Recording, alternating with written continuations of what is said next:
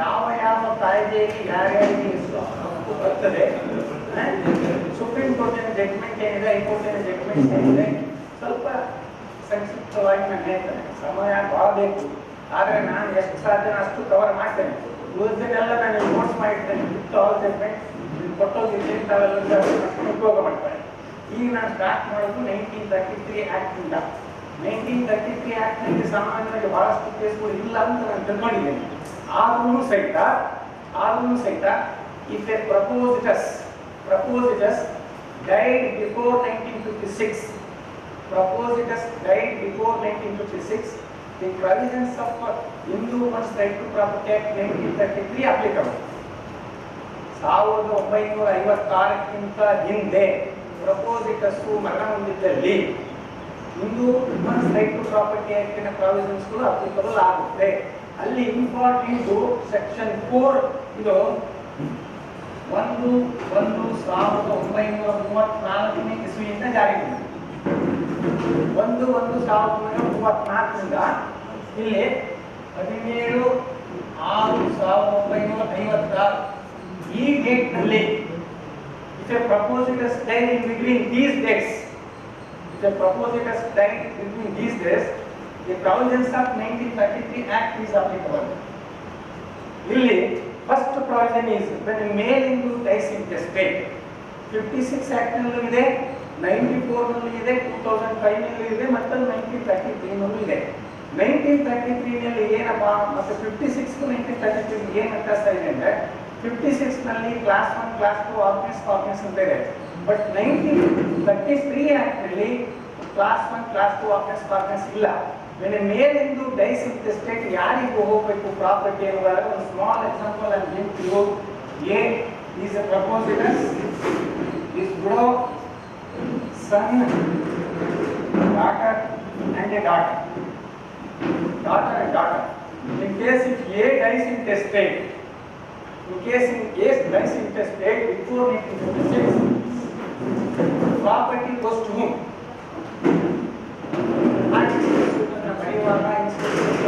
ಪ್ರಪೋಸಿಟಸ್ ಯಾವಾಗ ತೀರ್ಕೊಂಡ ಅನ್ನೋದು ತುಂಬಾನೇ ಇಂಪಾರ್ಟೆಂಟ್. ಸೊ ಇಲ್ಲಿ ಪ್ರಪೋಸಿಟಸ್ died before 1956, section 4(1) of 1933 Act is applicable and the property should goes to the first only to the son. Not even though the widow and the daughters are alive, as on the date of death of the propositus, this son is only entitled as per survivorship. Survivorship is applicable in the Act of 1933. ಇಲ್ಲಿ ನಾವು 1956 Act ಬಂದ ತಕ್ಷಣ ಇದೇ ಇದರಲ್ಲಿ example 1956 Act ಬಂದ ತಕ್ಷಣಕ್ಕೆ ಮದುವೆ ಆಗಿರಬೇಕು. ಹಂಗಾದ್ರೆ ಮಾತ್ರ ಅವರಿಗೆ ಈಕ್ವಲ್ ಶೇರು. ಯಾರ್ಯಾರ ಜೊತೆ 1, 2, 3, 4 1/4 ಮಾಡಬೇಕು. ಆ ಫುಲ್ ಆಕ್ಟ್ ಬಂದ ನಾನು ಹೇಳ್ತೇನೆ. ಸುಮ್ಮನೆ ಜನರಲ್ ಆಗಿ ಅಷ್ಟೇ ಹೇಳ್ತಾ ಇದ್ದೇನೆ. ಈಗ ಇವಳಿ ಶೇರ್ ಕೊಡ್ಬೇಕಲ್ಲ widow is not a co-partner. ಆವಾಗ ಒನ್ಸ್ ಅಗೇನ್ ಇವನಿಗೆ ಬಂತಂತ 1/4 ಶೇರ್ನಲ್ಲಿ ಒನ್ಸ್ ಅಗೇನ್ ಡಿವೈಡ್ ಮಾಡಬೇಕು. ಸೊ ಇನ್ನು 2005 ಆಕ್ಟ್ 99/2005 ಆಕ್ಟ್ ಪ್ರಕಾರ ನಾನು 1994 ಆಕ್ಟ್ ನಲ್ಲಿ ಇನ್ನೊಂದನ್ನು ಮತ್ತೆ if there be any registered partition deed taken place before 30/7/1994, daughters are not entitled. 94 act ಪ್ರಕಾರ. ಅದಕ್ಕೆ ನಾವು ಪಾರ್ಟಿಷನ್ ಸೂಟ್ ಅನ್ನು ಬರೆಯುವಾಗ ಪ್ಲೇಂಟ್ ನಲ್ಲಿ ಹೆಣ್ಣುಮಗಳ ಪರವಾಗಿ ದಾವೆಯನ್ನು ಹಾಕಬೇಕಾದ್ರೆ ಅದು ಯಾವಾಗ ಹುಟ್ಟಿದ್ರು ಯಾವಾಗ ಮದುವೆ ಆಯಿತು ಅಂತ ಕೇಳ್ತೀವಿ. 2005 ಆಕ್ಟ್ ಬಂದ್ಮೇಲೆ 94 ಆಕ್ಟ್ ಜೀವಂತವಿದೆ. ಈಗ 37/1994 ಕಾಯ್ದೆಯ ಪ್ರಕಾರ right vested to a female, that is daughter alwa. Once right vested in a male or female Hindu, it cannot be vested for any reason, even changes of law. 1994 ಇಸ್ವಿನಲ್ಲಿ ಬಂದಂತ ನನಗೆ ಮಹಿಳೆಗೆ ಬಂದಂತ ಹಕ್ಕನ್ನ ನೀವು 2005 ಇಸ್ವಿನಲ್ಲಿ ತಿದ್ದುಪಡಿ ಮಾಡ್ತಿದ್ರೆ ಆಗುದಿಲ್ಲ ಅಲ್ವಾ? ಅದು ಎಕ್ಸ್ಪಿ ಸಂದೇಶ 3 ಜಡ್ಜ್ಮೆಂಟ್ ಇದೆ 1984 ಆಕ್ಟ್ ವರೆಗೆ ಇನ್ನೂ ಜೀವಂತವಾಗಿದೆ ಅಂತ ಹೇಳ್ಬಿಟ್ಟು ನಾನು ಕೊಟ್ಟೆ. ಸೊ ಇಲ್ಲಿಗೆ ನಾನು ಹೇಳಿದ್ದು 33 ಆಕ್ಟ್ ಪ್ರಕಾರ ಹೇಗೆ ಬರ್ತದೆ, 56 ಆಕ್ಟ್ ಪ್ರಕಾರ ಹೇಗೆ ಬರ್ತದೆ, 94 ಆಕ್ಟ್ ಪ್ರಕಾರ ಹೇಗೆ ಬರ್ತದೆ ಮತ್ತು 2005 ಆಕ್ಟ್ ಪ್ರಕಾರ ಆದರೆ 2005 ಆಕ್ಟ್ ಪ್ರಕಾರ ವಿರುದ್ಧ ಶ್ರಮ ಜಡ್ಜ್ಮೆಂಟ್ ನೀವೆಲ್ಲರೂ ಓದಿದ್ದೀರಿ. 2005 ಆಕ್ಟ್ ಪ್ರಕಾರ ಆದರೆ once again 1, 2, 3, 4 all daughters are equal entitled if there is no restricted partition before 29/12/2004. 20/12/2004 ಹಿಂದೆ ನೋಂದಾಯಿತ ಬಾಲುಭಾಗ ಅಥವಾ judgment and decree from a common judgment and decree from a competent court daughters are not entitled. ಇಲ್ಲಿ 2005 act ಇಷ್ಟು ಇನ್ generally 34ನೇ ಕಾಯ್ದೆ 33ರಲ್ಲಿ ಹೇಗೆ 56ರಲ್ಲಿ ಹೇಗೆ 94ರಲ್ಲಿ ಹೇಗೆ 2005ರಲ್ಲಿ ಹೇಗೆ. ಸೊ ಇದು ನಮಗೆ ಬಹಳ ಇಂಪಾರ್ಟೆಂಟ್. ಈಗ ನಾನು ಈ 33ನೇ ಇಸ್ವಿ ಕಾಯ್ದೆಯಲ್ಲಿ ನಿಮ್ಗೊಂದಷ್ಟು ಒಂದು 4-5 ಜಡ್ಜ್ಮೆಂಟ್ ಅನ್ನು ಕೊಡ್ತೇನೆ. ಅದನ್ನು ಸ್ವಲ್ಪ ಓದಿ ಯಾವಾಗ ಅಪ್ಲಿಕಬಲ್ ಆಗ್ತದೆ ಅಂತ ಹೇಳಿ ಅಂತ. The very first statement of Karnataka high court Indiramma versus Gangamma ಅಂತ. Indiramma versus Gangamma division bench judgment ಇದು. ಡೇಟೆಡ್ 4/9/2024. ತುಂಬಾ ಚೆನ್ನಾಗಿ 1933 ಆಕ್ಟ್ ನ ಎಕ್ಸ್ಪ್ಲೈನ್ ಮಾಡಿ ಬಂದಿದ್ದಾರೆ. ಇದರಲ್ಲಿ ವೆರಿ ಶಾರ್ಟ್ ಆಕ್ಟ್ ಜಡ್ಜ್ಮೆಂಟ್ ನನ್ನ ಹತ್ರ ಇದೆ. ಅದನ್ನು ನಾನು ಹೋಗುವ ರಾಜ್ಯ ಕೊಟ್ಟು Karnataka high court. And next is 2022 part 5 SCR page 9899. ಈ ಜಡ್ಜ್ಮೆಂಟ್ ಸಹಿತ ಸುಪ್ರೀಂ ಕೋರ್ಟ್ ನವರು if a father dies before 1956 daughters are not entitled ಅಂತ ಹೇಳಿ 1933 ಆಕ್ಟ್ ಬಗ್ಗೆ ಹೇಳಿದ್ದಾರೆ. ನೇಮ್ ಬೇಕಾ? ಕಾಸಾಬಾಯಿ ತುಕಾರಾಮ್ ಕಾರವಾರ್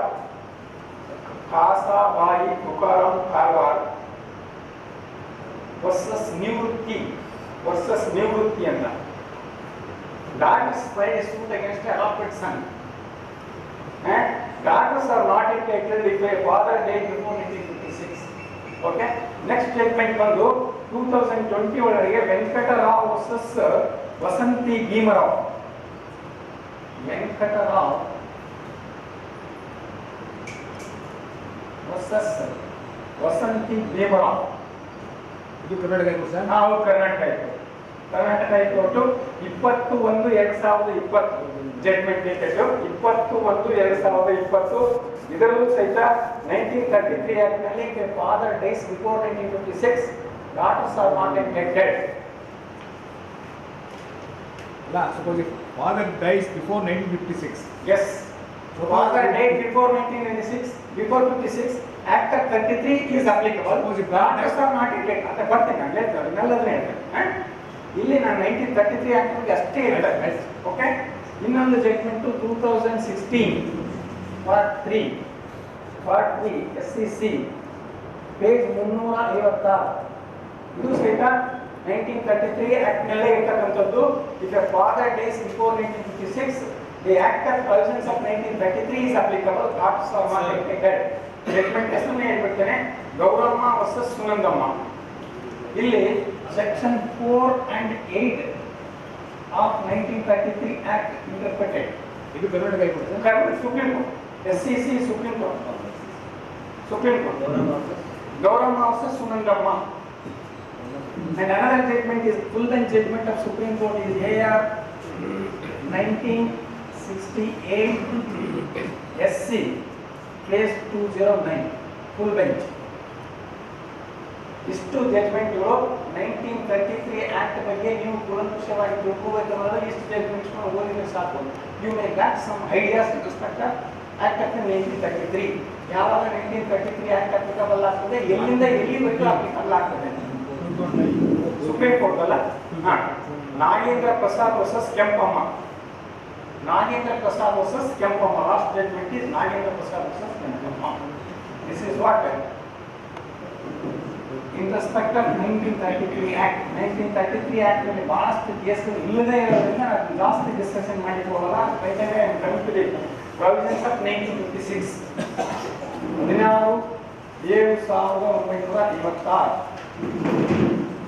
16/7/1956 ನೀವು ಹಿಂದೂ ಸಕ್ಸೆಷನ್ ಆಕ್ಟಿಗೆ ಬಂದ ತಕ್ಷಣ ಮಾಡಬೇಕಾದ ಒಂದು ಕೆಲಸ, ಇಡೀ ಹಿಂದೂ ಸಕ್ಸೆಷನ್ ಆಕ್ಟ್ 4 ಪಾರ್ಟ್ಗಳನ್ನಾಗಿ ಮಾಡಿಕೊಳ್ಳಿ.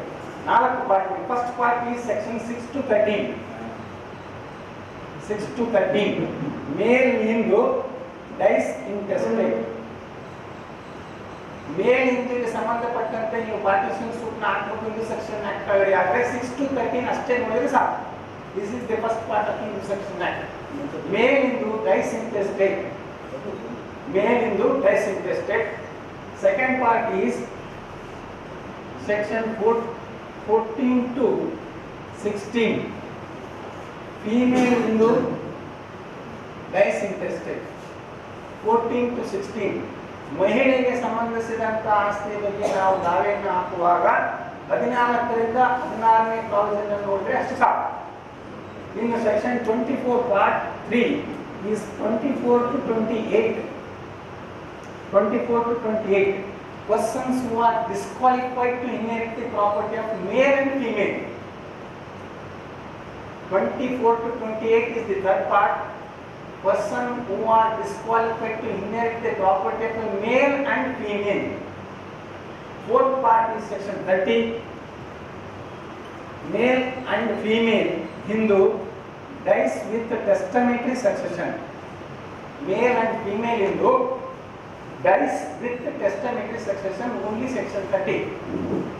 ಇಷ್ಟು ಸಿಂಪ್ಲಿಫೈ ನೀವು ಸೆಕ್ಷನ್ ಹಿಂದೂ ಸೆಕ್ಷನ್ ಆಕ್ಟ್ ಕಾಳಜಿಯನ್ನು ಮಾಡಿದರೆ ಉಳಿದ ಕಾಳಜಿಗಳನ್ನು ಓದಲು ಅಷ್ಟು ಪ್ರಾಮುಖ್ಯತೆ ಏನಿಲ್ಲ. ಈಗ ನಾವು ಒಂದೊಂದನೇ ನೋಡೋಣ.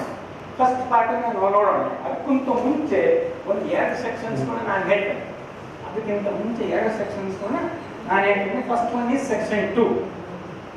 ಸೆಕ್ಷನ್ 2 ಪ್ರಕಾರ provisions of Hindu succession act applicable to whom? ಯಾವ ಧರ್ಮದವರಿಗೆ ಹಿಂದೂ ಪ್ರಾವಿಷನ್ಸ್ ಆಕ್ಟ್ ಅಪ್ಲಿಕಬಲ್ ಆಗಲ್ಲ, Hindu section act provisions applicable ಆಗಲ್ಲ. ಯಾವುದಕ್ಕೆ ಅಪ್ಲಿಕಬಲ್ ಆಗುತ್ತೆ, ಅಪ್ಲಿಕಬಲ್ ಆಗೋದಿಲ್ಲ ಅನ್ನೋದಾದ್ರೆ ಸಕ್ಸೆಷನ್ ಮತ್ತೆ ಬೇರೆ ಯಾವ ಆಕ್ಟ್ ಅವರಿಗಿದೆ ಅಂತ ಅಲ್ಲಿ ಬಂದು ಅಪ್ಲಿಕಬಲ್ ಟು ದಿ 4 ರಿಲಿಜನ್ಸ್. 4 ಧರ್ಮದವರಿಗೆ ಅಪ್ಲಿಕಬಲ್ ಆಗ್ತದೆ. ಹಿಂದೂಗಳು, ಹಿಂದೂಸ್, ಬುದ್ಧಿಸ್ಟ್, ಜೈನ್, ಸಿಖ್. ಕ್ರಿಶ್ಚಿಯನ್ಸ್ ಬರೋಲ್ಲ.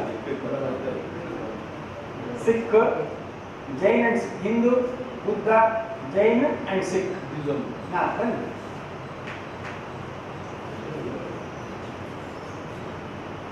ಈ 4 ಧರ್ಮದವರಿಗೆ 4 religions only provisions of Hindu section act is applicable. ಇನ್ನು ಉಳಿದ ಯಾವ ಧರ್ಮದವರಿಗೆ ಹಿಂದೂ ಸೆಕ್ಷನ್ ಆಕ್ಟ್ ಅಪ್ಲಿಕಬಲ್ ಆಗೋದಿಲ್ಲ ಅಂದ್ರೆ ಮುಸ್ಲಿಮು ಬಂದೆ, ಮುಸ್ಲಿಮು, ಕ್ರಿಶ್ಚಿಯನ್, ಪಾರ್ಸಿ ಮತ್ತೆ ಜ್ಯೂಸ್, ಇವರಿಗೆಲ್ಲ ಹಿಂದೂ ಸೆಕ್ಷನ್ ಹೌದು JEW ಇವುಗಳಿಗೆ ಹಿಂದೂ ಸೆಕ್ಷನ್ ಆಕ್ಟ್ ಅಪ್ಲಿಕಬಲ್ ಆಗೋದಿಲ್ಲ. ಹಾಗಾದ್ರೆ ಈ ಮುಸ್ಲಿಮ್ಸ್ಗೆ ಏನು ಅಪ್ಲಿಕಬಲ್ ಆಗ್ತದೆ? Shariat act is applicable. Shariat act of 1937. ಕ್ರಿಶ್ಚಿಯನ್ಗೆ Indian succession act of 1925 is applicable. ಜ್ಯೂಸ್ಗೆ, ಕ್ರಿಶ್ಚಿಯನ್ಸ್ಗೆ, ಪಾರ್ಸಿಸ್ಗೆ, ಈ 3 ಧರ್ಮದವರಿಗೆ ಇಂಡಿಯನ್ ಸಕ್ಸೆಷನ್ ಆಕ್ಟ್ ಅಪ್ಲಿಕಬಲ್ ಆಗ್ತದೆ. ಮುಸ್ಲಿಮರಿಗೆ ಶರಿಯತ್ ಆಕ್ಟ್ ಅಪ್ಲಿಕಬಲ್ ಆಗ್ತದೆ. ಮುಸ್ಲಿಮ್ಸ್ ಬರ್ತದೆ ಅದೆಲ್ಲ. ಯಾರಿಗೆ ಅಪ್ಲಿಕಬಲ್ ಆಗ್ತದೆ, ಯಾರಿಗೆ ಅಪ್ಲಿಕಬಲ್ ಆಗೋದಿಲ್ಲ. ಯಾರಿಗೆ ಅಪ್ಲಿಕಬಲ್ ಆಗೋದಿಲ್ಲ ಅಂದ್ರೆ ಅವರಿಗೆ ಯಾವ ಆಕ್ಟ್ ಅಪ್ಲಿಕಬಲ್ ಆಗ್ತದೆ ಅನ್ನೋದು ಇಂಪಾರ್ಟೆಂಟ್. ಪಾರ್ಟಿಷನ್ ಹಾಕುವಾಗ ನಾವು ಫಸ್ಟ್ ಪ್ಯಾರಾದಲ್ಲಿ ಪಾರ್ಟಿಷನ್ ದಾವಲ್ಲಿ ಒಂದು ಬರೀಬೇಕು. ನಮ್ಮ ಪಾರ್ಟಿಗಳು ಅಂದ್ರೆ parties to the proceedings are under the Hindu section act. Muslim ಮಾದರಿಯೋ ಎಲ್ಲಿ ಬರ್ತಾರೆ ಅಂತ ಬರೆದುಬಿಟ್ಟು ಯಾವ ಕ್ಲಾಸ್ ಅಪ್ಲಿಕಬಲ್ ಆಗ್ತದೆ ಅಂತ ಬಂದ್ರೆ it's very easy to understand the judges. ಹಿಂದೂಗಳ, ಮುಸ್ಲಿಂಗಳ, ಕ್ರಿಶ್ಚಿಯನ್, ಜೈನ್, ಸಿಖ್ ಯಾರು ಅಂತ ಗೊತ್ತಾಗ್ತದೆ. ಲಾಸ್ಟ್ ಬಂದು ಕೊಡ್ತೇನೆ. ಈಗ ಹಿಂದೂ ಪ್ರಾವಿಷನ್ ಆಕ್ಟ್ ಇನ್ನೂ ಉಳಿದವರಿಗೆ ಯಾರ್ಯಾರಿಗೆ ಅಪ್ಲಿಕಬಲ್ ಆಗ್ತದೆ ಒಂದು ಸಣ್ಣ ಉದಾಹರಣೆ ಕೊಡ್ತೇನೆ ನಿಮಗೆ. ಈ Hindu girl married a Muslim boy. Hindu girl married a Muslim boy. She converted to the Muslim. And she has got 2 issues. Thereafter, after coming to the course of 2005 Act, she filed a suit against the father and the brothers. Whether she is entitled? Not entitled. Not entitled. Not entitled.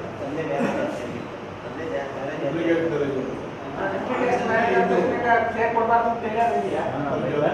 By birth is Hindu. Right is by birth. By birth is Hindu, Hindi is applicable. ಅದಕ್ಕೆ converted is entitled. Convert is entitled. ಡಿಸೆಂಟೆಂಟಲ್ ಯಾರಪ್ಪ ಅಂದ್ರೆ descendants of the converter is entitle, not entitle ಅಂತ. ಹಂಗಾದ್ರೆ ಏನು ಅಂತ ನಾನು ಹೇಳ್ತೀನಿ. ಚೂರು ಸಣ್ಣ ಒಂದು ಉದಾಹರಣೆ ಬನ್ನಿ. A is a father, B is the daughter, Hindu, married Muslim. ಸನ್ ಅಲ್ವಾ? ಇಲ್ಲಿ ಮುಸ್ಲಿಮು ಕನ್ವರ್ಟ್ ಆಗ್ತಿದ್ದಾಳೆ, ಕನ್ವರ್ಟೆಡ್. ಸೊ ಈಗ this girl is entitled to claim share under the Act of 2005 or 1994 or 1956 Act. ಈಗ ಇಲ್ಲಿ ಇರತಕ್ಕಂಥದ್ದು ಇಷ್ಟೇ, ಇವಳಿದ್ದಾಳಲ್ಲ ಕನ್ವರ್ಟೆಡ್ ಡಾಟರ್, ಅವಳು entitle. Converted is entitle, descendants of the converted is not entitle. ಇವರು ಕೇಳಿ ತಗೊಳ್ಳಂತೆ. Sons not entitled. Descendants of the converters are not entitled. ಅದಕ್ಕೆ ಸ್ಪೆಸಿಫಿಕ್ ಕ್ಲಾಸ್ ಇದೆ ಈ ಸೆಕ್ಷನ್. ಹಾಗಾಗಿ ಈ ಸ್ಟೇಟ್ಮೆಂಟ್ ನಲ್ಲಿ ನಾವು ಆ ರೀತಿ ಬಂದಾಗ ನೀವು ಆಕೆ ಮುಸ್ಲಿಂ ಆಗಿ ಕನ್ವರ್ಟ್ ಆಗಿದ್ದಾರೆ, ಮುಸ್ಲಿಮನ್ನು ಮದುವೆ ಆಗಿದ್ದಾರೆ ಅಂತ ಹೇಳಿದ್ರೆ ರೈಟ್ ಹೋಗೋದಿಲ್ಲ. Right is always by birth. So ಇದು ಸೆಕ್ಷನ್ 2. ಇನ್ನು ಓವರ್ ರೈಡಿಂಗ್ ಎಫೆಕ್ಟ್ ಅಂದ್ರೆ ಏನು? ಓವರ್ ರೈಡಿಂಗ್ ಎಫೆಕ್ಟ್ ಅಂದ್ರೆ ಏನು? ಸೆಕ್ಷನ್ 4 ಅಲ್ಲಿ ಅವಳು ಸತ್ತೋಗ್ಬಿಟ್ರೆ ಸತ್ತೋದ್ರು ಇಲ್ಲ ಅಂತ. ಅವಳು ಸತ್ತೋದ್ರೆ ಅವ್ರ ಮಕ್ಳಿಗೆ ಬರಲ್ಲ. ಅವಳು ಜೀವಂತವಾಗಿದ್ದಾಗ ಅವನು ಹಿಂದೂಗಳಿಗೆ ಕನ್ವರ್ಟ್ ಆಗ್ತದೆ. Suppose if ಏನಾದ್ರು ಡಾಕ್ಯುಮೆಂಟ್ಸ್ ಎಲ್ಲ ಮಾಡಿದ್ರೆ when she was alive ಬರಲ್ಲ. ಹೇಳಿ, ಒಂದೇ simple problem is very simple. ಆಕೆಯ ಜೀವಿತ ಕಾಲದಲ್ಲಿ ಆಕೆಯ ಮಕ್ಕಳು ಹಿಂದೂಗಳಾಗಿ ಕನ್ವರ್ಟ್ ಆಗುವಾಗ ಆಕೆಯ ಮಕ್ಕಳಿಗೆ ಬರಲ್ಲ ಕೇಳಲಿಕ್ಕೆ. ಗೊತ್ತಾಯ್ತಾ? ಅಷ್ಟೇ. Section 2 She is concerned as Muslim next to mother. Can she give the property to anybody else?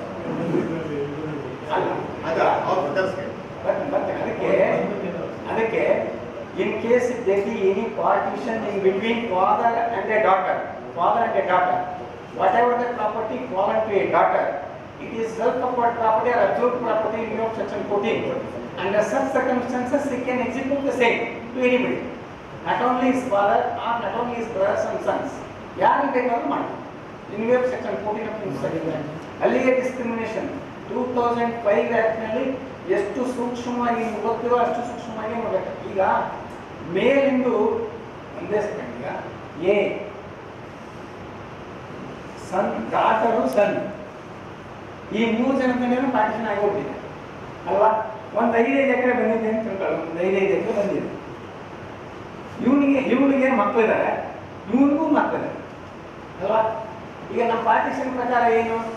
ಇವನಿಗೆ ಪಾರ್ಟಿಷನ್ ಆಗಿತ್ತು, ಇವನಿಗೆ ಬಂದದ್ದು ಶೇರ್ ಅಂದ್ರೆ ಇವನು ಕೇಳ್ಬೋದು ಅಲ್ವಾ? ಅಪ್ ಟು 4th ಜನರೇಷನ್ ನೀವು ಕೇಳ್ಬೋದು. In case any property fallen to a female Hindu and a partition deed, it is amounts to section 14. ಆಕೆಯ ಮಕ್ಕಳು ಆಕೆ ಜೀವಂತ ಕಾಲದಲ್ಲಿ ಕೇಳ್ಬೋದಾ? ಮತ್ತೆ ಅದೇ ಡಿಸ್ಕ್ರಿಮಿನೇಷನ್ ಅವಾಯ್ಡ್ ಮಾಡೋದಕ್ಕೋಸ್ಕರ ಡಿಸ್ಕ್ರಿಮಿನೇಷನ್ ಮಾಡಿದಾಗ ಆಗಿಲ್ವಾ? ಇಲ್ಲಿ ಇವನಿಗೆ ಬಂದದ್ದಾದ್ರೆ ಅನ್ಸಿಸ್ಟಲ್ ಪ್ರಾಪರ್ಟಿ, ಮಗನಿಗೆ ಇವನಿಗೆ ಬಂದಿದ್ದಾದ್ರೆ ಈ ಮಗನಿಗೆ ಬಂದಿದ್ದು ಇವನಿಗೆ ಅನ್ಸಿಸ್ಟಲ್ ಪ್ರಾಪರ್ಟಿ, ಇವನಿಗೆ ಬಂದಿದ್ದಾದ್ರೆ ಸ್ವಲ್ಪ ಪ್ರಾಪರ್ಟಿ ಹೆಂಗೆ? ಅದಕ್ಕೆ ಸೆಕ್ಷನ್ 14 ಅಮೆಂಡ್ಮೆಂಟ್ ಮಾಡಬೇಕಾಯ್ತು. 2005 ಮಾಡಿಲ್ಲ. ಅದಕ್ಕೆ ಇನ್ನೊಂದು ಸರ್ವಜನಿಕ ಸಾಕಷ್ಟು ಡಿಫೆಕ್ಟ್ಸ್ ಇದೆ. 1994 ಆಕ್ಟ್ ಕನ್ಸಿಡರ್ ಮಾಡಿಲ್ಲ ಅಲ್ವಾ? ಆಮೇಲೆ 2005 ಆಕ್ಟ್ ಪ್ರಕಾರ ಈಕೆಗೆ ಶೇರ್ ಬಂತು, ಅವಳಿಗೆ ಶೇರ್ ಬರ್ತದೆ. ಶೇರ್ ಬಂದಾಗ ಈಕೆಯ ಮಕ್ಕಳು, ಈಗ ಇವನ ಮಕ್ಕಳು ಕೇಳ್ಬೋದು, ಇವನ ಮಕ್ಕಳು ಎಲ್ಲರೂ ಕೇಳ್ಬೋದು ಜೀವಿತ ಕಾಲದಲ್ಲಿ. ಈಕೆ ಜೀವಂತ ಕಾಲದಿಂದ ಇದ್ದಾಗ ಈಕೆ ಶೇರ್ ಕೇಳ್ಬೋದಾ? ಅದಕ್ಕೆ ಡಿಸ್ಕ್ರಿಮಿನೇಷನ್ ಅವಾಯ್ಡ್ ಮಾಡೋ ಉದ್ದೇಶಕ್ಕೋಸ್ಕರ 2005 ಆಕ್ಟ್ ತಗೊಂಡಿದ್ದು. ಮತ್ತೆ ಇಲ್ಲಿ ಯಾಕೆ ಡಿಸ್ಕ್ರಿಮಿನೇಷನ್ ಮಾಡಿ? ಸುಪ್ರೀಂ ಕೋರ್ಟ್ ಮಿತ್ರ ಶರ್ಮಾ ಜಡ್ಜ್ಮೆಂಟ್ ಹೇಳಲೇ ಇಲ್ಲ ಅವಾಗ ಹೇಳಿಲ್ಲ ಅಂತ ಪ್ರಶ್ನೆ ಬರಲಿಲ್ಲ. ಯಾಕೆ ಅಂತಂದ್ರೆ ಇದನ್ನ ಆ ಕಾಲಕ್ಕೆ ಗಮನ ತರಲಿಲ್ಲ. ಬಗ್ಗೆ ಡಾಕ್ಯುಮೆಂಟ್ ಮಾಡ್ತಾರೆ. ಇದು ವಿಡಿಯೋ ನಾನು television ಮಾಡಿ ಅದು ಇದು ಇದನ್ನು ಲಾರ್ಜರ್ ಬೆಂಚ್ ರೆಫರ್ ಆಗಿದೆ. ಲಾರ್ಜರ್ ಬೆಂಚ್ ರೆಫರ್ ಮಾಡಬೇಕಂದ್ರೆ ಒಂದು ಸ್ವಲ್ಪ ನಮ್ಗೆ ಒಂಚೂರು ಈ ಡಿಸ್ಕಷನ್ ಮಾಡ್ತಾ ಹೋದ್ರೆ ನಮ್ಮ ಸಬ್ಜೆಕ್ಟ್ ಹಂಗೆ ಉಳಿಬಿಡ್ತೇವೆ. ಒಂದು ಪ್ರಶ್ನೆ ಸರ್, ನೀವು ಏನು ಒಬ್ಬ ವ್ಯಕ್ತಿ ಪ್ರಪೋಸಲ್ಗೆ ಟೀಯನ್ನು ಬಂದಿದ್ದಾರೆ ಡಾಕ್ಟರ್ ಇದ್ದಾರೆ ಅಂತ ಹೇಳ್ತೀವಿ.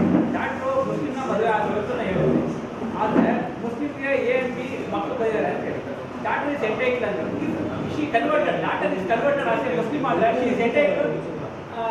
There is a specific provision. There is a specific provision in Hindu section and and who are descended to inherit the property ಅನ್ನೋಗಿದೆ. ಈಗ section 4 of Hindu section act over riding effect ಅಂದ್ರೆ ಏನು? ಈ ಹಿಂದೂ ಸೆಕ್ಷನ್ ಆಕ್ಟ್ ಬರೋಕ್ಕಿಂತ ಮುಂಚಿತವಾಗಿ ಸಾಕಷ್ಟು ಕಾಯ್ದೆಗಳಿತ್ತು. ಯಾವ್ಯಾವಿತ್ತು? ಈ Hindu law of Indians ಇತ್ತು, 1937, 1933 ಇವೆಲ್ಲವೂ ಇತ್ತು.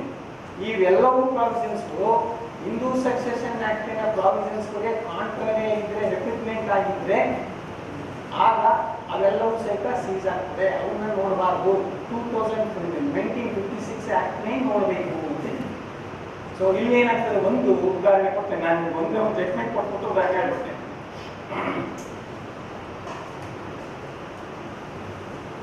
ಒಂದು ಜಡ್ಜ್ಮೆಂಟ್ ರಿಪೋರ್ಟ್ ಆಗಿದೆ, ನೀವು ಓದ್ಕೊಳ್ಳಿ ಅದನ್ನ. 2019 ಪಾರ್ಟ್ 4 SCC ಪೇಜ್ 130. ನಾನು ಈ ಮೊಹಮ್ಮದ್ ಲಾ ಹೇಳಿದ್ನಲ್ಲ, ಈ ಜಡ್ಜ್ಮೆಂಟ್ ಇದೆ. ಮೊಹಮ್ಮದ್ ಲಾ ಯಾರ ಪ್ರಶ್ನೆ ಕೇಳಿದ್ರೆ ಈಗ ನೀವು ಅದರಲ್ಲಿದೆ, ಓದಿ, ನಿಮ್ಮ ಪ್ರಶ್ನೆ ಉತ್ತರ ಇದೆ. ಈ ಜಡ್ಜ್ಮೆಂಟ್ ಇದೆ. ಹಿಂದೂ ವಿಡೋಸ್ ರೀಮ್ಯಾರೇಜ್ ಆಕ್ಟ್ ಅನ್ಕೊಂಡಿತ್ತು. ಹಿಂದೂ ವಿಡೋಸ್ ರೀಮ್ಯಾರೇಜ್ ಆಕ್ಟ್ ಅನ್ಕೊಂಡಿತ್ತು. ಆಕ್ಟ್ನಲ್ಲಿ ವಿಧವೆ ಮತ್ತೊಂದು ಸಾರಿ ಮದುವೆ ಆದ್ರೆ ಆಕೆ ಮೊದಲನೇ ಗಂಡನ ಆಸ್ತಿಯಲ್ಲಿ ಆಸ್ತಿ ಕೇಳ್ಬೋದಾ? ಉದಾಹರಣೆ ಕೊಡ್ತಾನೆ. A wife married another Hindu, ಇವನು ಸತ್ ಮೇಲೆ ಇವನ ಆಸ್ತಿಯಲ್ಲಿ ಇವಳು ಆಸ್ತಿ ಕೇಳ್ಬೋದಾ? A and B are the husband and wife. ಅಲ್ವಾ? A died intestate, no sons and no daughters.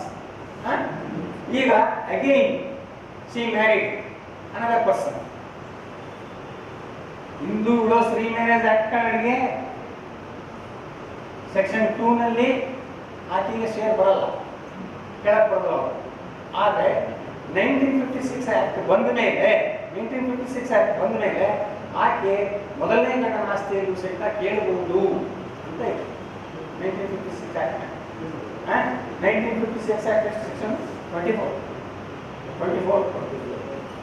Section 24 ನಲ್ಲಿ ಇದೆ. ಬರ್ತೇನೆ ಅಲ್ಲ, ಓವರ್ ರೈಡಿಂಗ್ ಎಫೆಕ್ಟಿಗೆ ಹಿಂದೂ ವಿಡೋಸ್ ರೀಮ್ಯಾರೇಜ್ ಆಕ್ಟ್ ಹೆಂಗೆ ಇದು 2056 ಹೇಗೆ ಅಂತ ಹೇಳ್ತಾರೆ. ಆಮೇಲೆ ನೀವು ಇಲ್ಲಿವರೆಗೆ ನೋಡಿದ್ರೆ ಟ್ರೈಬಲ್ ವುಮೆನ್ಸ್ಗೆ ಬರೋದಿಲ್ಲ ಅಂತ ಹೇಳಿ ಸುಪ್ರೀಂ ಕೋರ್ಟ್ ಜಡ್ಜ್ಮೆಂಟ್ ಇತ್ತು. Section 2 sub clause 4 Hindu section act ನೋಡಿದರೆ ಯಾವ್ದಾದ್ರು judgement? Schedule caste, schedule tribe ಅವರಿಗೆ provisions of Hindu section act is not applicable ಅಂತ ಬರೋದು ಇಲ್ಲಿವರೆಗೆ. ಆದರೆ ಮೊನ್ನೆ ಸುಪ್ರೀಂ ಕೋರ್ಟಿನ ಜಡ್ಜ್ಮೆಂಟು 17/7/2025ಗೆ ಒಂದು ಜಡ್ಜ್ಮೆಂಟ್ ಬಂದಿದೆ. ಇದರಲ್ಲಿ section 2 of sub clause 2 is applicable to all ಅಂತ ಬರ್ತಾರೆ. ಪಾರ್ಟಿಸ್ ಹೆಸರು ಹೇಳ್ಬಿಡ್ತೀನಿ ನಾನು. ರಾಮ್ ಚರಣ್ ವರ್ಸಸ್ ಸುಖ್ರಾಮ್ ಅಂತ. Ram Charan versus Sukhram Karnataka high court report ಆಗಿಲ್ಲ. Supreme court 17/7/2025. ಅದಕ್ಕಿಂತ ಮುಂಚಿತವಾಗಿ ಅಪ್ಲಿಕಬಲ್ ಆಗೋದಿಲ್ಲ ಅಂತೇಳಿ 2016 ಕೆಳಗೆ 2016 part 15 SCC 655 Bharat Bhushan versus Tejaram ಅಂತೇಳಿ ಈ ಜಡ್ಜ್ಮೆಂಟ್ ನಲ್ಲಿ provisions of Hindu succession act is not applicable to the tribal woman ಅಂತ ಇದೆ ಈ ಜಡ್ಜ್ಮೆಂಟ್ ನಲ್ಲಿ. ಬಟ್ ಅದನ್ನು ಓವರ್ಲೋಡ್ ಮಾಡಿಬಿಟ್ಟು ಈ ಜಡ್ಜ್ಮೆಂಟ್ ನಲ್ಲಿ ಬಂದಿದೆ ಅಪ್ಲಿಕಬಲ್ ಆಗುತ್ತೆ ಅಂತ. This is the latest statement 13/7/2025. Now, I am coming to the important chapter of section 6. Section 6 ನಲ್ಲಿ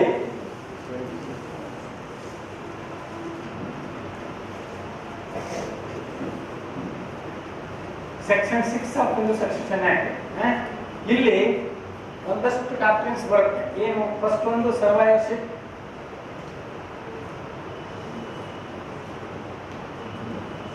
ಸಕ್ಸೆಷನ್,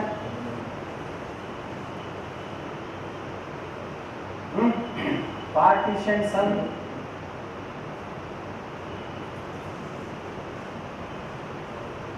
and notional partition.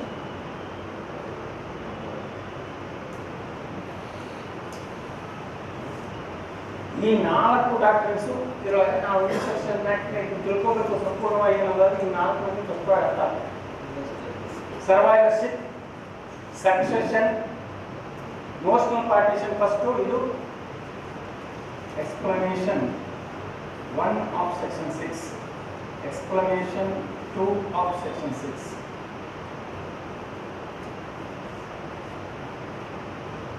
ಈ ಸರ್ವೈವರ್ಶಿಪ್ ಅಂದ್ರೆ ಏನು? Only male members, male co-partners are entitled in respect of the property left by the deceased co-partner.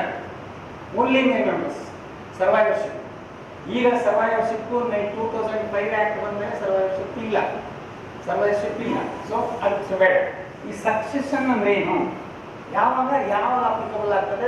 Which provision section 8 of the Hindu Succession Act is comes in respect of succession is concerned. Succession ಅಂದ್ರೆ ಏನು? In case if the male Hindu dies in the state living behind his class 1 male and female heirs in respect of a self-acquired property and solely ancestral property. A is a father, widow, son, daughter and the daughter. Succession ಏನು? Self-acquired property. If A dies intestate, self-acquired property 1, 2, 3, 4 all entitled class 1 heirs. In respect of ancestral property is concerned, ancestral property ಅಂತ ಅನ್ನೋದಾದ್ರೆ notional partition ಅನ್ನು ಮಾಡಬೇಕು. ಯಾಕೆ notional partition ಮಾಡಬೇಕು? 2005 act ಬಂದ್ಮೇಲೆ ಯಾಕೆ ಮಾಡಬೇಕು? ಯಾರಿಗೆ ಶೇರ್ ಕೊಡೋಕ್ಕೋಸ್ಕರ ನೋಷನಲ್ ಪಾರ್ಟಿಷನ್ ಮಾಡಬೇಕು? ವಿಡೋ ಶೇರ್ ಕೊಡಲಿಕ್ಕೋಸ್ಕರ ನೋಷನಲ್ ಪಾರ್ಟಿಷನ್ ಮಾಡಬೇಕು. ವಿಡೋ ಇಲ್ಲಿ ಆವಾಗ ಎಷ್ಟು? ಫಸ್ಟ್ ಯಾರ್ಯಾರಿಗೆ ಯಾರ್ಯಾರಿಗೆ ಪಾರ್ಟಿಷನ್ ಮಾಡಬೇಕು? ಮೊದಲು co-partnersಗೆ ಪಾರ್ಟಿಷನ್ ಮಾಡಬೇಕು. Section 6 first. ಸೆಕ್ಷನ್ 6 ಪ್ರಕಾರ co-partners ಫಸ್ಟ್. Co-partners ಯಾರು? 1, 2, 3, 4.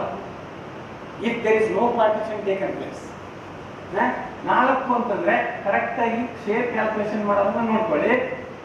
1/4, 1/4, 1/4, 1/4 ಎಲ್ಲರಿಗೂ 4 ಜನನು co-partners, ಹಾಗಾಗಿ 1/4, 1/4 ಬಂತು. ಈಗ ಇವಳಿಗೆ ಶೇರ್ ಕೊಡ್ಬೇಕಲ್ವಾ? If a dies intestate living behind is class 1 female heirs. Class 1 female heir, widow is also class 1 female heir. Widow class 1 female heir ಅನ್ನಬೇಕಾದ್ರೆ ಈ 1/4 of the propositus is to be divided into ಎಷ್ಟು ಆಗಬೇಕು? 4. ಎಷ್ಟು ಬಂತು? 1/16. 1/16 ಇವರಿಗೆ. ಯಾರಿಗೆ? Apply ಮಾತ್ರ. ಇವರಿಗೆ ಎಷ್ಟು ಶೇರ್ ಬರಬೇಕು? ಇವರಿಗೆ ಈ 3 ಜನಕ್ಕೆ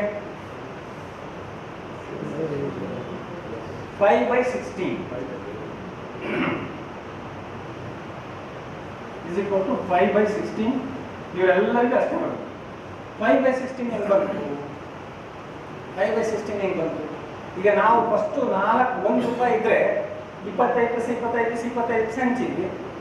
ಈ 25 ಪೈಸೆಯಲ್ಲಿ ಮತ್ತೆ ಅಗೇನ್ 4 ಭಾಗ ಮಾಡಿದ್ವಿ. ಅಲ್ಲಿಗೆ ಎಷ್ಟು ಶೇರ್ ಮಾಡಿದಾಯ್ತು? 1, 2, 3, 4, 5 ಅಲ್ವಾ? ಇವರೆಲ್ಲರಿಗೂ 5 ಪೈಸೆ 5 ಪೈಸೆ 5 ಪೈಸೆ 15 ಪೈಸೆ ಆಯ್ತು. ಇವರಿಗೆ 1 ಪೈಸೆ 16 ಪೈಸೆಯಲ್ಲಿ ಇಷ್ಟು ಶೇರ್ ಮಾಡಿದಾಗ ಈ ರೀತಿ ಬರುತ್ತೆ. This is also notional party. 15/1 16/1 5/16 16/1 ವಿಡೋಗೆ 5/16 ಇವರಿಗೆ Emotional partition. 6 years ಬೇಡ ಅವ್ನು ಬೇಡ ಇರುತ್ತೆ. ಬೇಡ ಆಗಿದ್ರೆ ಅದಕ್ಕೆ ಅವನನ್ನು ಯೂನಿಟ್ ಶೇರ್ ಕೊಡ್ಬೇಕಲ್ಲ, ಯೂನಿಟ್ ಶೇರ್ ಕೊಡ್ಬೇಕಾದ್ರೆ ಒಂದು ಫೋರ್ ಕೊಡಲೇಬೇಕು. ಇವಳಿಗೆ ಕೊಟ್ಟಿದ್ದಾನೆ 160 1/6 ಇವಳಿಗೆ. 4/1 ಆಮೇಲೆ 1/16 ಆಗಿದೆ. ಹಾ, ಈಗ 1 2 3 4 ಜನಕ್ಕೆ 1/4 ಬರುತ್ತೆ. ಇಫ್ ಎ ಡೇಸ್ ಇಂಟೆಸ್ಟೇಟ್ ಇವನು ಜೀವಂತವಾಗಿದ್ರೆ ಇವಳಿಗೆ ಬರಲ್ಲ. ಇವನು ತೀರ್ಕೊಂಡ್ರೆ ಮಾತ್ರ ಇವಳಿಗೆ ಶೇರ್ ಬರ್ತದೆ. ಇವಳಿಗೆ ಶೇರ್ ಬರ್ಬೇಕಾದ್ರೆ ಇವಳು ಶೇರ್ 1/4 ಅನ್ನ 1 2 3 4 ಈಕ್ವಲ್ ಆಗಿ ಮಾಡ್ಬೇಕು. ಆವಾಗ section 8 applicable. Interest of the disease is different. Co-pasture is different. Interest of the disease ಪ್ರಶ್ನೆ ಬಂದಾಗ section 8 is applicable. Interest of the co-pasture ಬಂದಾಗ ಸೆಕ್ಷನ್ 6 applicable. ಫಸ್ಟ್ ಯಾವುದೇ ಪಾರ್ಟಿಷನ್ ಮಾಡಿದ್ರು ನಾವು ಸೆಕ್ಷನ್ 6 ನಲ್ಲಿ ಮಾಡಬೇಕು. ಫಸ್ಟ್ co-pasture ಅಷ್ಟೇ. ಇನ್ ಕೇಸ್ ಫೀಮೇಲ್ ಮೆಂಬರ್ಸ್ ಇತ್ತು ಅನ್ನೋದಾದ್ರೆ 2005 ನಲ್ಲಿ ಹೀಗೆ 94 ನಲ್ಲಿ ಹೀಗೆ ಬರ್ತದೆ, 2056 ನಲ್ಲಿ ಸಹಿತ ಹೀಗೆ ಬರ್ತದೆ. ನೀವು 1933 ಆಕ್ಟಿಗೆ ಹೋದ್ರೆ ಯಾರಿಗೂ ಬರಲ್ಲ, ಇನ್ನೊಬ್ಬರಿಗೆ ಬರುತ್ತೆ. ಮೋಸ್ಟ್ ಪಾರ್ಟಿಷನ್ ಇಷ್ಟೇ. ಈ ಪಾರ್ಟಿಷನ್ ಸನ್ ಅಂದ್ರೆ ಏನು? ಪಾರ್ಟಿಷನ್ ಸನ್ ಅಂದ್ರೆ ಏನು?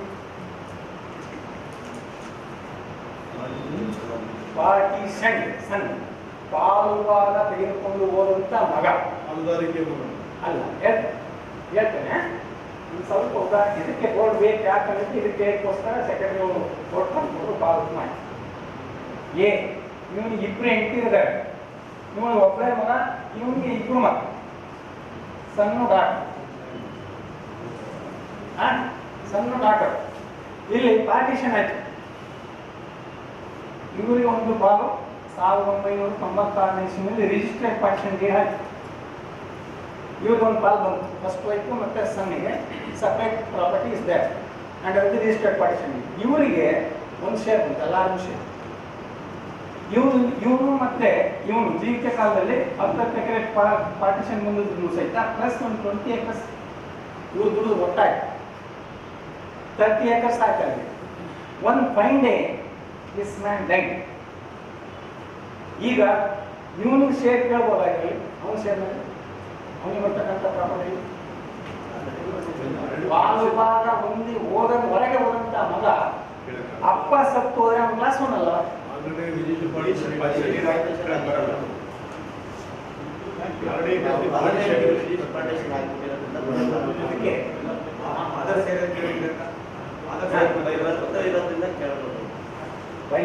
ಪಾರ್ಟಿಷನ್ ಆಗಿ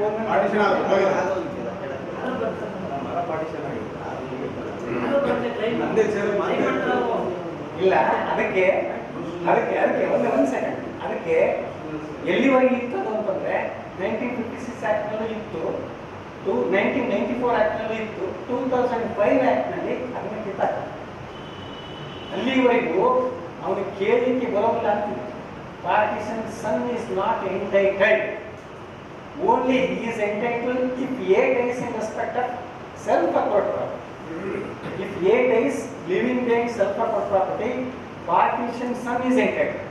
If A dies in respect of ancestral property or co-personal property, partition son is not entitled. ಆದರೆ 2005 ಆಕ್ಟ್ ನಲ್ಲಿ ಒಂದು ಜಡ್ಜ್ಮೆಂಟ್ ಬಂದಿದೆ. ಆ ಜಡ್ಜ್ಮೆಂಟ್ ನಲ್ಲಿ 2005 ಆಕ್ಟ್ ನಲ್ಲಿ ನೋಷನಲ್ ಪಾರ್ಟಿಷನ್ ಅಂತಕ್ಕಂಥದ್ದು ಇದನ್ನ notional partition son section 6 sub clause 2 is deleted ಆಗಿದೆ. ಆ ಕಾರಣಕ್ಕೋಸ್ಕರ ಇವನು ಸಹಿತ ಇಂಟೆಕ್ಟ್ ಅಂತ ಆ ಜಡ್ಜ್ಮೆಂಟ್ ನಾನು ಕೊಡ್ತೇನೆ.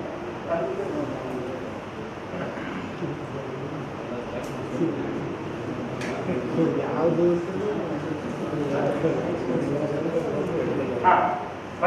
ಇದೆ ನೋಡಿ, ಅದರ ಬಗ್ಗೆ ಇದೆ.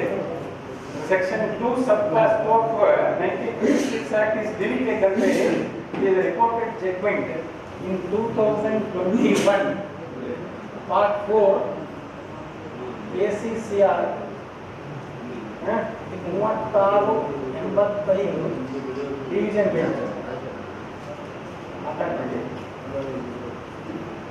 ಈ ಜಡ್ಜ್ಮೆಂಟ್ ನಲ್ಲಿ partition son is also integrated ಅಲ್ಲಿವರೆಗೆ ಇರಲಿಲ್ಲ.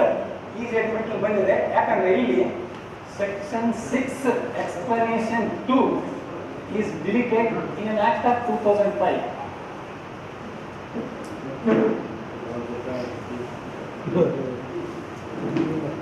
ಅನ್ನಪೂರ್ಣವ್ವ ವರ್ಸಸ್ ಪಾರ್ವತವ್ವ ಅಂತ ಪಾರ್ಟಿ ಹೆಸರು. Annapurnavva versus Parvatavva. So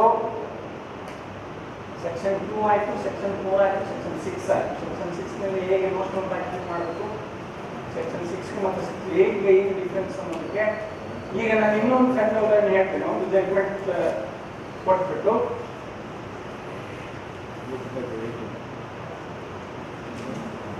A is a father, B and C are his sons, D, E. A, B, C. There is a registered partition deed in between A, B and C. ಇವನಿಗೆ ಒಂದು 5 acres property ಬಂತು. ಇವರು ಒಂದು 5 acres, ಇವನು ಒಂದು 5 acres ಬಂತು. In case if he dies in this state, who are the class one as B and C? ಈ B and C ಗೆ 2.5 ಎಕರೆ ಬಂತು. ಈ 2.5 ಎಕರೆನ ಇವನ ಮಗ ಕೇಳ್ಬೋದಾ?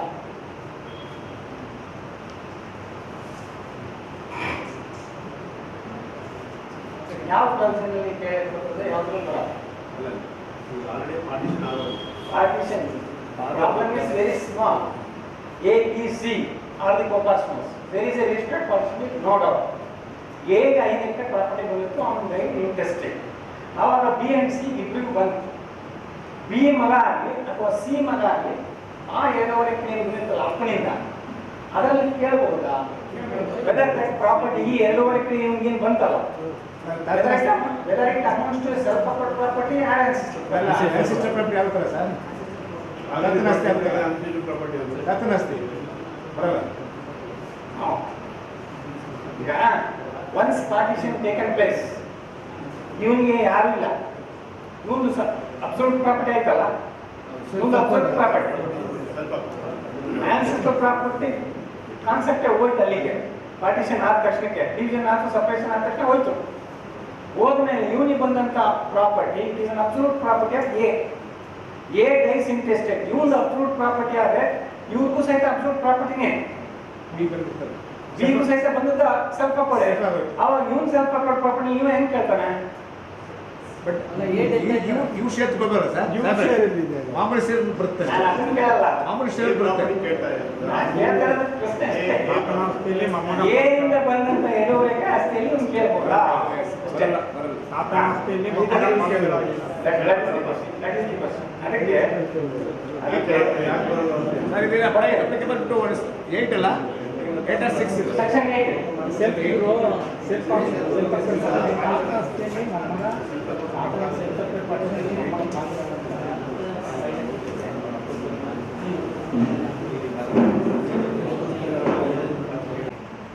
all class 1s equally entitled simultaneously.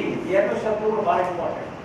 simultaneously and equally class 1 ಇರ್ತಾರೆ, ಏಕಕಾಲಕ್ಕೆ ಮತ್ತು ಸಮಾನವಾಗಿ ಹಂಚಿಕೊಡ್ತಾರೆ. ಎಷ್ಟು ಜನ ಕ್ಲಾಸ್ 1 ಇದ್ದಾರೆ ಅವೆಲ್ಲರೂ ಕ್ಲಾಸ್ 1 ಇರ್ತಾರೆ. ಕ್ಲಾಸ್ 2 ಇದ್ದಾಗ ಪ್ರಿಫರೆನ್ಷಿಯಲಿ ಅಂಡ್ ಈಕ್ವಲಿ ಕ್ಲಾಸ್ 2 ಇದ್ದಾಗ, ಕ್ಲಾಸ್ 2 ನಲ್ಲಿ 9 ಸ್ಟೆಪ್ಸ್ ಆರ್ ದೇರ್. ಮೊದಲನೇ ಸ್ಟೆಪ್ಸ್ ನಲ್ಲಿ ಯಾರು ಬರ್ತಾರೋ ಉಳಿದ 8 ಸ್ಟೆಪ್ಸ್ ನ ಅವರು ಎಕ್ಸ್ಕ್ಲೂಡ್ ಮಾಡ್ತಾರೆ. ಅದು ಕ್ಲಾಸ್ 1 ಅಂಡ್ ಕ್ಲಾಸ್ 2 ಸೆಕ್ಷನ್ 13 ಕೆಳಗಡೆ ನೀವು ನೋಡಬಹುದು. ಸೆಕ್ಷನ್ 13 ಕೆಳಗಡೆ in respect when there is no class 1 years, that male into base interstate, when there is no class 1 years, class 2 years are entitled. class 2 years ಗೆ ಹೆಂಗೆ division ಮಾಡಬೇಕು? Class 1 ನಲ್ಲಿ ಬಂದಾಗ ಬರೋದಿಲ್ಲ. ಕ್ಲಾಸ್ 2 ನಲ್ಲಿ 9 ಸ್ಟೆಪ್ಸ್ ಇದೆ. ಆ 9 ಸ್ಟೆಪ್ಸ್ ನಲ್ಲಿ ಮೊದಲು ಯಾರು ಹೋಗಬೇಕು, ಆ ಸ್ಟೆಪ್ ನಲ್ಲಿ ಎಷ್ಟು ಜನ ಬರ್ತಾರೆ ಅವರಿಗೆ ಮಾತ್ರ ಈಕ್ವಲ್, ಉಳಿದವರಿಗೆ ಮಾತ್ರ ಇನ್ನೂ 8 ಸ್ಟೆಪ್ಸ್ ನಲ್ಲಿ ಬರಬೇಕು. So class 1 and class 2. now the second part of the Hindu Succession Act is when a female Hindu dies intestate. Female Hindu dies intestate. ಅದಕ್ಕೂ ಮುಂಚೆ ಒಂಚೂರು ವಿನಿತಾ ಶರ್ಮಾ ಜಡ್ಜ್ಮೆಂಟ್ ಅನ್ನ ನೀವೆಲ್ಲರೂ ಒಂದಿಷ್ಟು ಅದರಲ್ಲಿ ಏನೇನು ವಿಷಯಗಳನ್ನು ಬಿಟ್ಟಿದ್ದಾರೆ ಅನ್ನೋದನ್ನು ಸಹಿತ ಸ್ವಲ್ಪ ನೋಡ್ಬಿಡ್ತಾನೆ ಅಷ್ಟೇ. ಸ್ವಲ್ಪ ನೋಡ್ಕೊಳ್ಳಿ, ಅದು ಬರ್ತದೆ ಇಲ್ಲಿ ಪ್ರಶ್ನೆ. ಪಾರ್ಟಿಷನ್ ಸೂಟ್ ಆಗುವಾಗ ಅಷ್ಟೊಂದು ಸಮಸ್ಯೆಗಳು ಅಲ್ಲಿ ಬರುತ್ತೆ. Vinuta Sharma reported in AR 2020 SC page 37 17 full length of supreme court. ಈ ಜಡ್ಜ್ಮೆಂಟ್ ನಲ್ಲಿ 1994 ಆಕ್ಟ್ ಬಗ್ಗೆ ಹೇಳಿಲ್ಲ. ಒಂದು ಪಾಯಿಂಟ್ 1994 ಆಕ್ಟ್ ಬಗ್ಗೆ ಹೇಳಿಲ್ಲ. ಒಂದು. ಎರಡನೇದು, ಫೀಮೇಲ್ಗೆ ಶೇರ್ ಬಂತು ಅಂತಂದ್ರೆ ಅದು ಅವಳ ಅಬ್ಸಲ್ಯೂಟ್ ಪ್ರಾಪರ್ಟಿ ಆಗ್ತದ ಅಥವಾ ಸ್ವಲ್ಪ ಕೂಡ ಪ್ರಾಪ್ತಿ ಆಗ್ತದ ಸಹಿತ ಹೇಳಿಲ್ಲ. ಎರಡನೇದು. ಮೂರನೇದು, ಈ ಫೀಮೇಲ್ ಜೀವಂತವಾಗಿದ್ದಾಗ ಆಕೆಯ ಇಶ್ಯೂಸ್ ಅಂದ್ರೆ ಆಕೆಯ ಮಕ್ಕಳು ಪಾಲುಗಳನ್ನು ಕೇಳಬಹುದೇ ಅಥವಾ ಇಲ್ಲದೆ ಅನ್ನೋದನ್ನು ಸಹಿತ ಹೇಳಿಲ್ಲ ಸುಪ್ರೀಂ ಕೋರ್ಟ್ ನಲ್ಲಿ. ಆಮೇಲೆ ನಾಲ್ಕನೇದು ನೋಡಿ, 1994 ಆಕ್ಟ್ ಪ್ರಕಾರ one's right restrict to a female it cannot be restrict for any reason. ಯಾವುದೇ ಕಾರಣಕ್ಕೂ ಒಬ್ಬ ಹಿಂದೂ ಅಥವಾ ಹಿಂದೂ ಪುರುಷ ಅಥವಾ ಮಹಿಳೆಗೆ ಒಂದು ಸಾರಿ ಸ್ಥಿರಾಸ್ತಿ ಮೇಲೆ ಹಕ್ಕು ಪ್ರಾಪ್ತ ಆದರೆ ಅದನ್ನ ಯಾವುದೇ ಕಾರಣಕ್ಕಾಗಿ ಕಾನೂನು ಬದಲಾವಣೆ ಮಾಡೋದ್ರಿಂದ ಹಕ್ಕನ್ನು ಕಿತ್ತುಕೊಳ್ಳುವಾಗಿಲ್ಲ ಅನ್ನೋದು ಬೇಕಾದಷ್ಟು ಸುಪ್ರೀಂ ಕೋರ್ಟ್ ಜಡ್ಜ್ಮೆಂಟ್ಸ್ ಇದೆ. ಸೊ 1994 ಆಕ್ಟ್ ನಲ್ಲಿ ಬಂದಂತದನ್ನ ನೀವು 2025 ನಲ್ಲಿ ಕಿತ್ತುಕೊಳ್ಳೋದಕ್ಕೆ ಬರ್ಲಿಕ್ಕಿಲ್ಲ. ಒಂದು. ಎರಡನೇದು. ಐದನೇದು ಅಂದ್ರೆ ಇಲ್ಲಿ ಈ ಜಡ್ಜ್ಮೆಂಟ್ ಪ್ರಕಾರ 30/7/1994 ರಿಜಿಸ್ಟರ್ಡ್ ಪಾರ್ಟಿಷನ್ ಡೀಡ್ ಆಗಿತ್ತು ಅಂತಂದ್ರೆ ಆಗಿತ್ತು. ಅದಕ್ಕಿಂತ ಹಿಂದೆ ಏನಂದ್ರೆ ಡಾಕ್ಟರ್ ಸಾಹೇಬ್ ನಾಗೇಂದ್ರ ಅಂತ ಹೇಳ್ತಾರೆ ಅಲ್ವಾ. ಈ ವಿನುತ ಶರ್ಮಾ ಜಡ್ಜ್ಮೆಂಟ್ ಪ್ರಕಾರ ಯಾವಾಗಾದ್ರೂ ಹುಟ್ಟಿರ್ಲಿ ಯಾವಾಗಾದ್ರೂ ಮದುವೆ ಆಗಿರ್ಲಿ ಅಲ್ವಾ, ಯಾವಾಗಾದ್ರೂ ಹುಟ್ಟಿರ್ಲಿ ಯಾವಾಗಾದ್ರೂ ಮದುವೆ ಆಗಲಿ ಈಗ ಎಂಟೈಕ್ಲಿ ಅಂತ ಹೇಳ್ತಾರೆ. ಇದನ್ನು ಸಹಿತ ಕ್ಲಾಸಿಫೈ ಮಾಡಿಲ್ಲ. ಇನ್ನು 6ನೇ ವಿಷಯ ಅಂತಂದ್ರೆ 20/12/2004 ಹಿಂದೆ 20/12/2004 ಹಿಂದೆ ರಿಜಿಸ್ಟರ್ಡ್ ಪಾರ್ಟಿಷನ್ ಡೀಡ್ ಏಲಿಯನೇಷನ್ ಆಗಿತ್ತು ಅಂತಂದ್ರೆ ಡಾಕ್ಟರ್ಸ್ ಆರ್ ನಾಟ್ ಎಂಟೈಟಲ್ ಅಂತ ಹೇಳ್ತಾರೆ ಅಲ್ವಾ. So daughters are not entitle ಅಂದ್ರೆ 1994 ಆಕ್ಟ್ ಪ್ರಕಾರ ಬಂದಂತ ಆಸ್ತಿ. ಒಂದು ಸಣ್ಣ ಉದಾಹರಣೆ ಕೊಟ್ಬಿಡ್ತೇನೆ. ಸಣ್ಣ ಡಾಕ್ಟರ್ ಇವನು ಸತ್ತ ಮೇಲೆ 2005 ಆಕ್ಟ್ ಬಂದ ಮೇಲೆ ಪಾರ್ಟಿಷನ್ ಮಾಡ್ಕೊಂತಾರೆ. 2006 ನಲ್ಲಿ registered partition deed in between only two ಈಗ ಇಲ್ಲ ಇನ್ನು ತರವಾದಾಗ ನೀವು 2002ರಲ್ಲಿ ಅದಕ್ಕಿಂತ ಮುಂಚೆ ಅಪ್ಪ ಸತ್ತಾನೆ. 2000ಕ್ಕಿಂತ ಹಿಂದೆ 2002ಕ್ಕಿಂತ ಹಿಂದೆ ಅಪ್ಪ ಸತ್ತಾನೆ. 2002ನೇ ಇಸ್ವಿನಲ್ಲಿ ಇಬ್ಬರೇ ಗಂಡು ಮಕ್ಕಳು ಪಾರ್ಟಿಷನ್ ಮಾಡ್ಕೊಂಡ್ರು. ಈಗೇನು ಬಿಟ್ಬಿಟ್ಟು ಈ ಆಕ್ಟ್ ಪ್ರಕಾರ 20/12/2004 ಹಿಂದೆ ರಿಜಿಸ್ಟರ್ಡ್ ಪಾರ್ಟಿಷನ್ ಡೀಡ್ ಆಗಿದೆ. Daughter is not entitle. ಇಲ್ಲಿ ಈಗ ಡಾಕ್ಟರ್ ಕೇಳ್ಬೋದಾ? ಮತ್ತೆ ಆಕ್ಟ್ ಆಗಿದೆಯಲ್ಲ ಅಲ್ಲಿ ಒಮ್ಮೆ ಏನಾದರೂ ಕೂಡ ಪಾರ್ಟಿಷನ್ ಡೀಡಲ್ಲಿ ಸೇರಿಸಿ ಮಿಸ್ ಆಗಿದ್ರೆ ಬಿಟ್ಟೆ ಮಾಡ್ಕೊಂಡ್ರೆ ಇಬ್ಬರೇ not entitle 2012-2004 before I not entitled. Motional partition. Yes, absolutely correct. ಈಗ ನೀವು ಸತ್ತ ತಕ್ಷಣಕ್ಕೆ in case if a partition takes place immediately before the death of this person, ಇವನಿಗೆ ಎಷ್ಟು ಶೇರ್ ಬರ್ತದೆ? 1/3 ಅಲ್ವಾ? ಈ 1/3 ಮೇಲೆ ಅವನ ಎಂಟೈಟಲ್ ಆಕೆ ಬಿಟ್ ಮಾಡ್ಕೊಂಡಲ್ವಾ ಅಲ್ಲಿ 2005 ಆಕ್ಟ್ ಪ್ರಕಾರನೇ ಆದ್ರೂ ಸಹಿತ right accrued immediately when our father dies because he is a class 1 year of our father. ಹಂಗಾಗಿ ಇವನಿಗೆ ಬರ್ತಕ್ಕಂಥ 1/3 share in case if a motion of partition worked out in between the co-partners, one A is entitled 1/3. Out of this 1/3, this daughter is a class 1 A, she is also entitled even though there is a registered partition. Even father death ಆಗ್ಬಿಡ್ತು father ಸಾಯುವವರೆಗೂ ಸಹಿತ ಅಲ್ಲಿ ಪ್ರಶ್ನೆ ಇಲ್ಲ. 1926 act ನಲ್ಲಿ daughter is not entitle. No female is entitle in act of 1956 act ನಲ್ಲಿ ಅಪ್ಪ ಜೀವಂತವಾಗಿರುವವರೆಗೂ ಹೆಣ್ಣು ಮಕ್ಕಳಿಗೆ ಹಕ್ಕಿಲ್ಲ. ಅಪ್ಪ ಸತ್ತ ನಂತರ ಮಾತ್ರ ಬರ್ತದೆ. ಅಪ್ಪ ಸಾಯಿಲ್ಲ ಅಂದ್ರೆ ಅವರಿಗೆ ಹಕ್ಕಿಲ್ಲ. ಸೊ ಇಲ್ಲಿ ಈ ಪಾಯಿಂಟ್ ಸಹಿತ ಸುಪ್ರೀಂ ಕೋರ್ಟ್ ಅವರು ಸುನೀಲ್ ಶರ್ಮಾ ಜಡ್ಜ್ಮೆಂಟ್ ನೋಡಿ ಅಲ್ವಾ. ಇಷ್ಟೆಲ್ಲ ಇದ್ರೂ ಸಹಿತ ನಾವು ಯಾವ್ದನ್ನ ಫಾಲೋ ಮಾಡಬೇಕು? Supreme court judgment, full bench judgment ಅನಿವಾರ್ಯ ಫಾಲೋ ಮಾಡಬೇಕು. ಇದು ಆದ ಮೇಲೂ ಸಹಿತ ಸುಪ್ರೀಂ ಕೋರ್ಟ್ನವರು ಇಲ್ಲಿ ಮತ್ತೊಂದು ಜಡ್ಜ್ಮೆಂಟ್ ಮಾಡಿದ್ರು 2023 ಯಾರಾದ್ರೂ ನೋಡಿದ್ರ ಬೇರಾ ವರ್ಸಸ್ ವಿಶಾಲ್ ಅಂತ ಹೇಳಿ, ಬೇರಾ ವರ್ಸಸ್ ವಿಶಾಲ್ ಅಂತ ಹೇಳಿ ಒಂದು ಜಡ್ಜ್ಮೆಂಟ್ ಮಾಡಿದ್ರು ಸುಪ್ರೀಂ ಕೋರ್ಟ್. ಬಂದಿದೆ ರಿಪೋರ್ಟ್ ಜಡ್ಜ್ಮೆಂಟ್ ಬೇರಾ ವಿಶಾಲ್ ಹೇಳ್ಬಿಟ್ಟೆ. Bera versus Vishal is reported in 2023. Kannada ಇದೆಯಾ? ಬಂದೆ ಅವಸರ ಮಾಡಬೇಡಿ. ಸುಪ್ರೀಂ ಕೋರ್ಟ್ ಕೇಸ್ 52 ಈ ಜಡ್ಜ್ಮೆಂಟ್ ನಲ್ಲಿ ಹೆಣ್ಣು ಮಕ್ಕಳಿಗೆ ಈಕ್ವಲ್ ಸೇರ್ಕೊಳ್ಳಿಲ್ಲ ಮೋಷನ್ ಕಂಟಿನ್ಯೂ ಮಾಡಿ.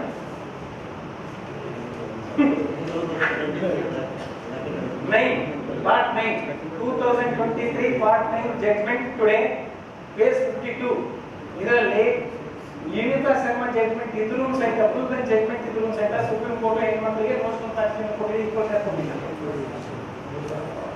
ಹಿಂಗಾದ್ರೆ ಹೈಕೋರ್ಟ್ ಅಲ್ಲಿ ನಾವು ಪ್ರಾಕ್ಟೀಸ್ ಮಾಡೋದೇ ಅಲ್ವಾ?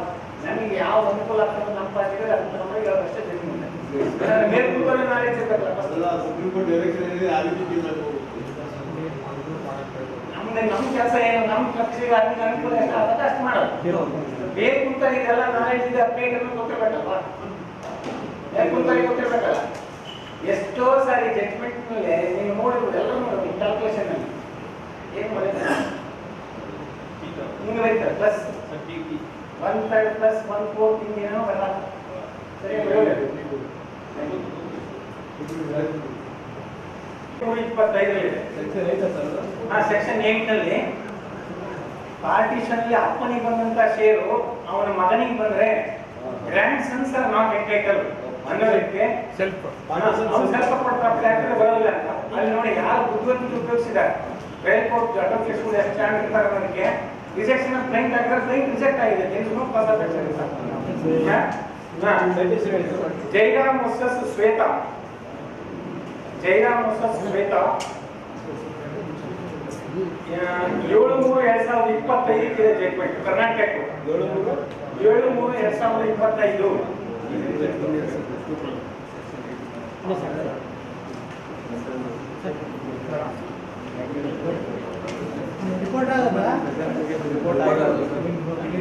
ಅನ್ರಿಪೋರ್ಟೆಡ್ ಏನು ಬಂದಿಲ್ಲ. ಅನ್ರಿಪೋರ್ಟೆಡ್ ಕೊಡಬಾರ್ದು ಕೊಡ್ಬೋದು.